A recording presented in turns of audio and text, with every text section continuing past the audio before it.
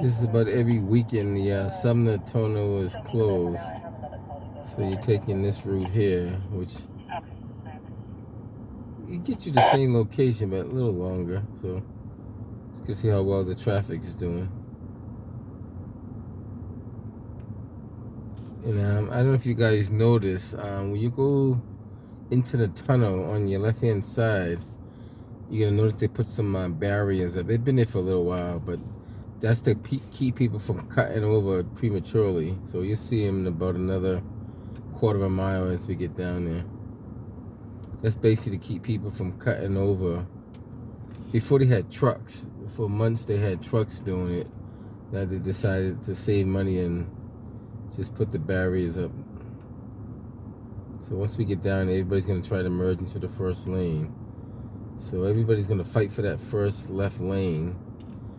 And you gotta be patient though. You gotta be patient. You can't just try to... Everybody that's in the far right is going to want to go far left. But if you're smart, you'll go far left now. And you won't have to do that when you get down there. But you see how it turns out. I'm gonna attempt to switch over now so I don't have to fight later on. Sorry for this one. That way I'm already over here.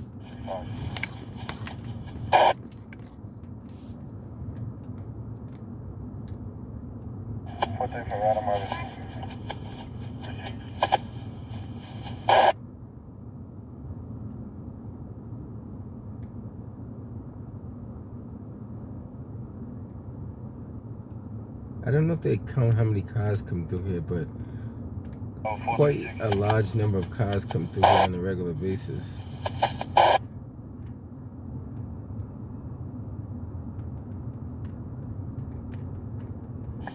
Tango, go one.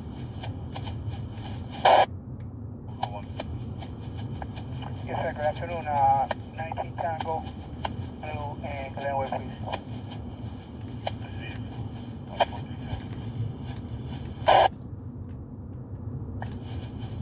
Single vehicles to 14 Paul. Put me back on the 600 Blueville Ave.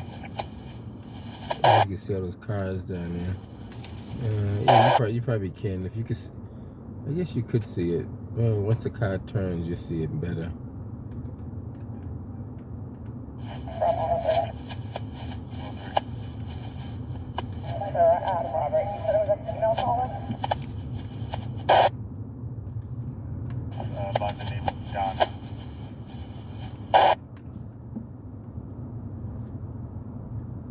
So everybody's gonna try to fight to the far left lane.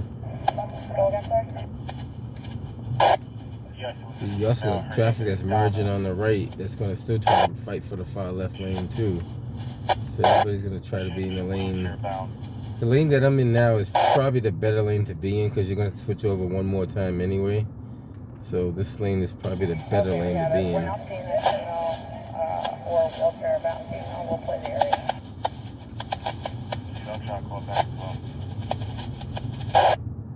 So watch it for the cars that try to abruptly cut in front of you without no signal. And that's typical. They will do it.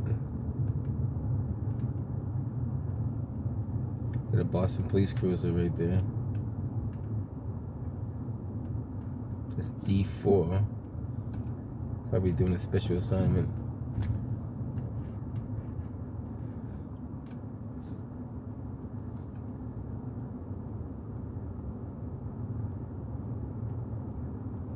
Now see this, you're not going to see it yet, but keep looking towards the left as we get into the tunnel. You see what I'm talking about.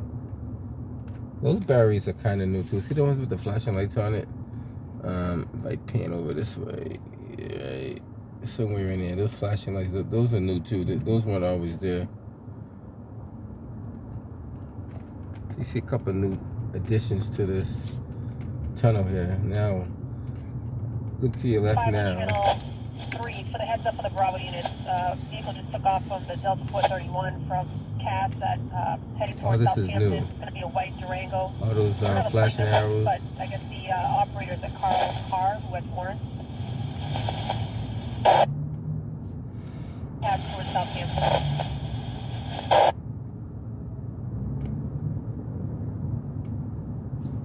this is new. All this stuff here wasn't always here. This is just to make sure that they don't prematurely switch lanes, because before cars were doing, they were already back there. They were switching lanes already, so you can't actually switch lanes until you get up here now. And it pushes you over on one lane.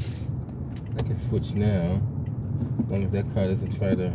Channel 3 on Channel 6, a heads up for the Fox unit. We had a vehicle take off the Delta 431. See, what they're doing, they shouldn't be in that lane either. Those arrows are telling them to stay in the other lane, and they're actually coming over to the lane they shouldn't be in. One day I come from the other way and show you what I'm talking about. Those arrows put you in the far left lane. So if you're in the far left lane, you shouldn't be cutting back into the right lane. And that's the reason why they do that, to prevent people from side-swiping cars that are coming into this lane. But cars still do it anyway, so you'll see.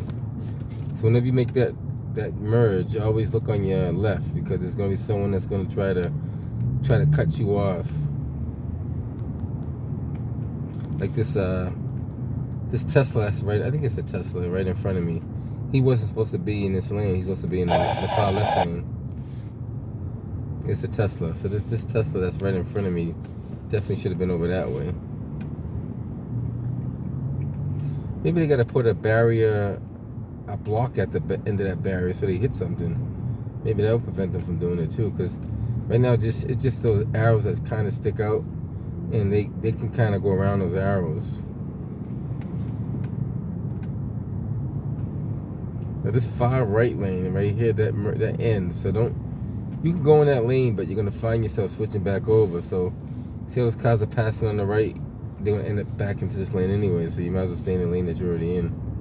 You're not really getting that far ahead. You're just gonna have to fight traffic when you get up there. That's all you're gonna have to do. So they have to cut in front of this car now. And everybody's impatient. Like, if you take your time, just find something to do. I don't know, listen to a storybook or something. You know, there's so much stuff you can do. That'll kind of take your mind and pressure off this traffic. You go to D4 unit on my side again right there.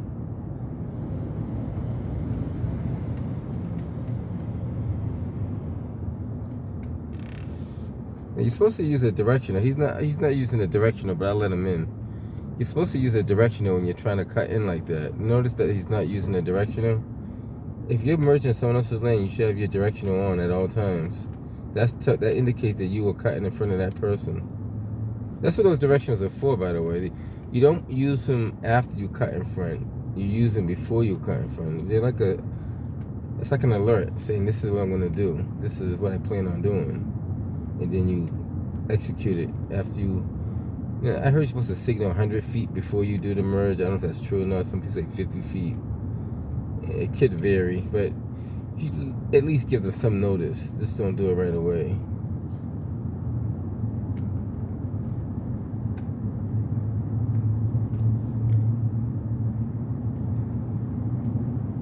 Once you get here, it's just smooth sailing. No one should be crossing this double solid line, even though they do, but double solid line does mean do not cross. So this is your lane to the end of the duration of this tunnel. That means you should not be crossing that solid line at all. That means no crossing at all. There's no breaks in there, so it means no crossing, no interruption. But people will do it, so just be careful.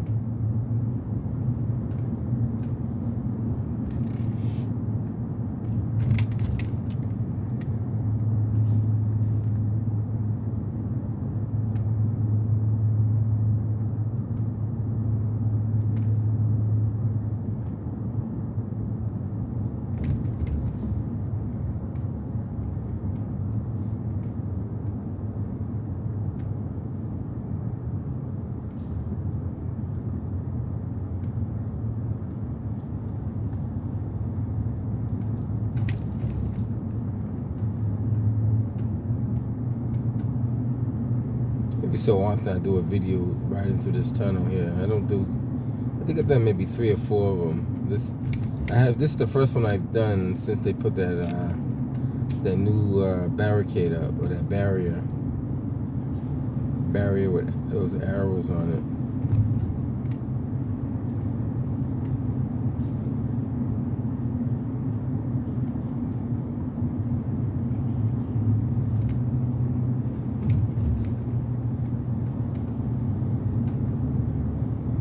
if you're going into Boston, just stay in the right lane anyway. This lane is going to take you right into 93 or South Boston, just depending on which way you want to go. So stay in this lane here.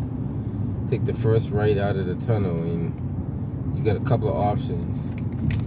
You got Mass Pike or you got 93. So you got to pay attention to the signs up there.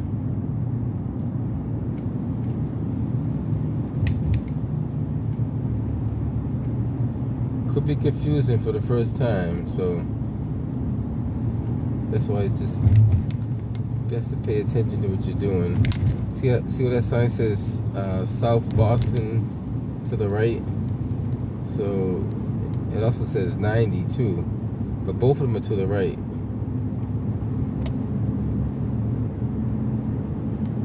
You'll see when I get up there. Basically, I'm gonna stay in this lane.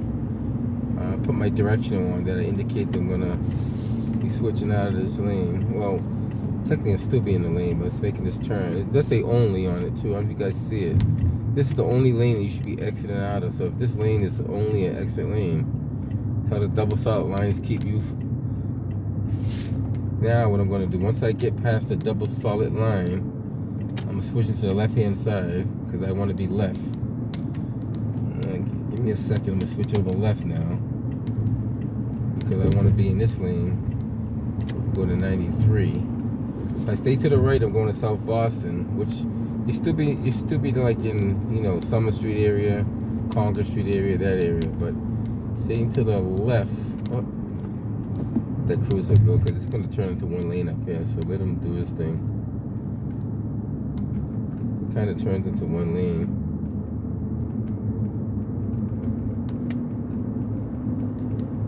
I'm gonna stay in this lane all the way down. Just keep staying in this lane. Don't change. Stay right here.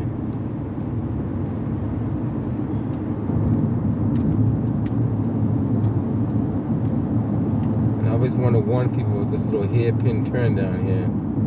As you get towards the end, there's a nice sharp turn. If you're not paying attention, you will hit it. See what those flashing lights are? That's telling you there's a turn. I see many cars sideswipe their vehicle up here.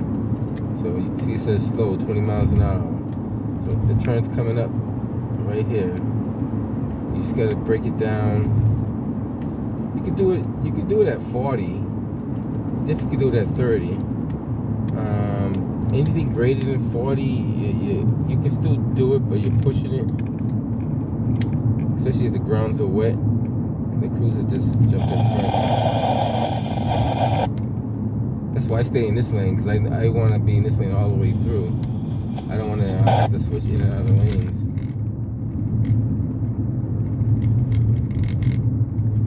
So after this is 93 South. This is all 93 right here.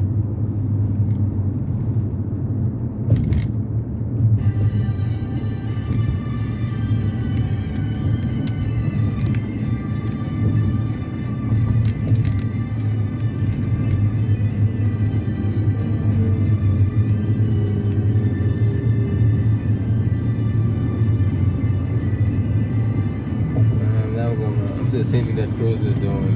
Put my directional on and switch over.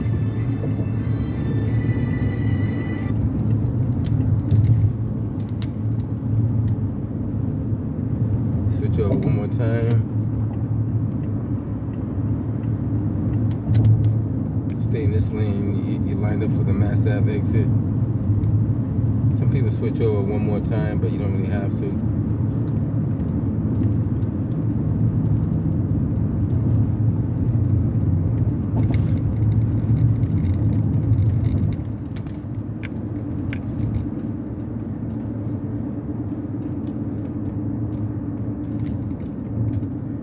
Guys, so we took a ride from looked like it was East Boston over to Roxbury. This is technically we're not quite in Roxbury yet. We're more in Dorchester right now. Dorchester / South End area. But once you make this turn right here, we'll be more or less going to Roxbury.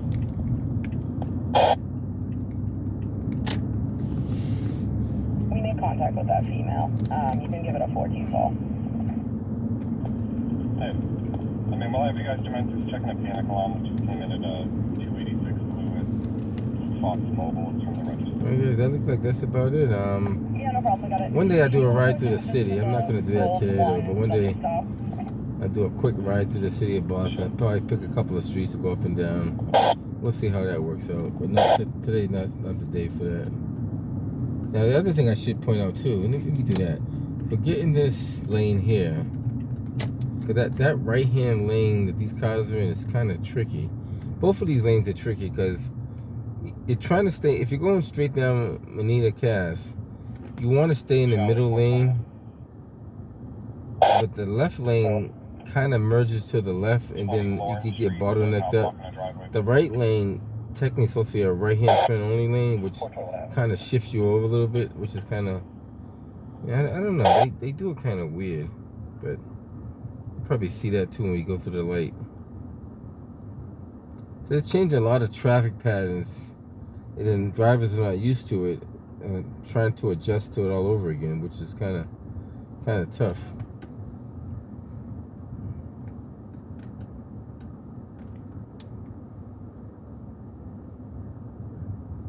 And a lot of people get hit by cars. This intersection here is known for hitting pedestrians. Attention all units, we have overtime available last half tonight, A1, call 4239. That's last half tonight, A1, 4239. Boston, please all channels, 1811 hours.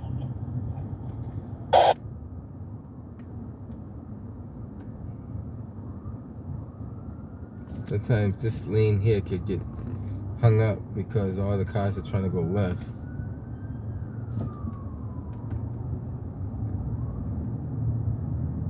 I'm gonna go straight, so I don't want to go left. Charlie 435. 35. Can you have a PS17 real quick? Charlie PS4. Nah, those things going up. Cool. And that's pretty much it, guys. We made it to, I keep saying Manilla. I think it's Manilla Cass. Years ago, I used to always call it Melina Cass, but they say it's not Melina, it's Manilla Cass. But so I call it Manilla Cass, and that might not be the right pronunciation either. But we're at Manilla Cass Boulevard in Hamden Street.